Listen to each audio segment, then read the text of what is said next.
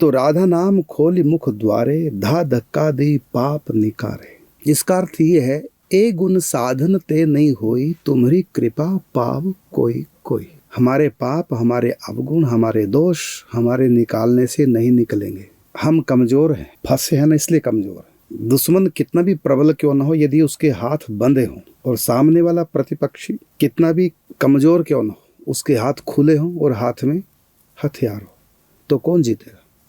जो कमजोर और हथियार वाला है। सामने वाला कितना भी बली क्यों ना हो, लेकिन हाथ बंधे।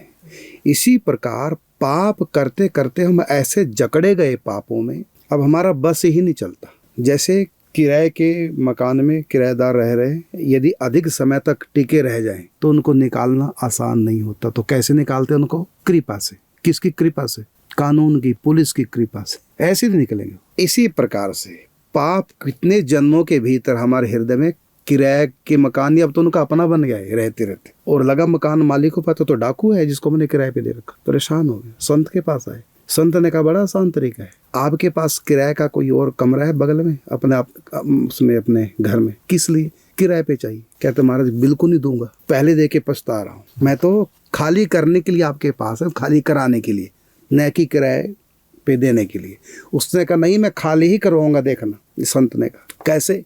कि हमारा एक खास व्यक्ति है थानेदार, वो कल ही हमको कह रहा था कोई आपका जानकार हो, किराए पे चाहिए कमरा, कि आप बगल में कमरा किराए पे दे दो। उसका ठीक है, क्या होगा? कहते हो अपने आप ही निकल जाएंगे। तो थानेदार को अपने घर में कमरा किराए पे दे दिया। जिस रिक्शा में थानेदार का सामान आया था, वो डाकू बोला, बदमाश जो कब्जा करके बैठा, रिक्शा वाले कहाँ जा रहे हो? कहते वापिस जा रहा हूँ, छोड़ने आया था, जाते समय मेरा सामान ले जाओ।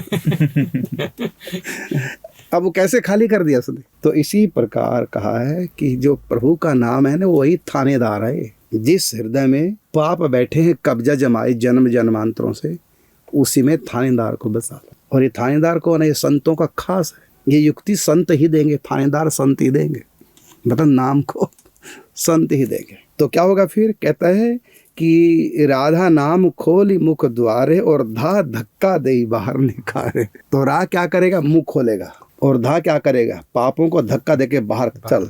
तो ये सच बात है कि प्रभु का नाम हम जप करें तो हमारे पाप अपने आप ही शमन होने लगेंगे, अपने आप ही पाप छोड़ के भाग